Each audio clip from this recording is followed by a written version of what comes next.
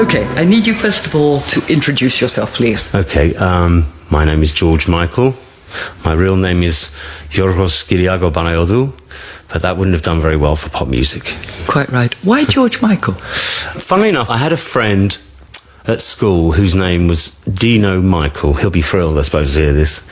And he was Greek, and his parents, I think their name must have been Michælis. A lot of Greeks that came here in the 50s abbreviated their names because people couldn't say them, including my father, who changed his name from Banayodou to Panos, because everyone could manage that. So for a while at school, I was Yogi Panos. It has a ring to it, I think, but probably not for a pop star.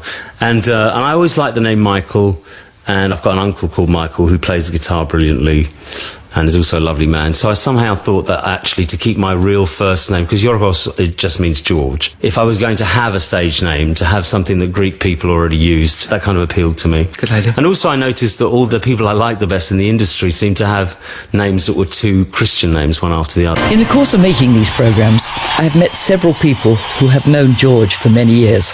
He's close to his family and old friends, so I had to ask him where the nickname they use for him came from. Okay, why do they call me Yog? Why do my oldest friends, my nearest and dearest, call me Yog? Which is very funny. People are quite territorial about it, actually. I have a career that spans 30 years and a lot of friends and colleagues, but you're really only supposed to call me Yog if you knew me before I was George Michael. That's really the dividing line. It's Yog if you knew me before, and that comes from the fact that Andrew came home from school when we were about 12 and met my parents for the first time. In Greek, my name is Yorgos, but you put the S on to a Greek name when you're talking about the person. When you talk to them, to their face, you leave the S off. So to my face, I was Yorgo, right? And my mother would call me Yorgo, and it has that kind of little twist around the R to it. And Andrew came back to school and went, "Hey, everybody, they call him yogurt at home."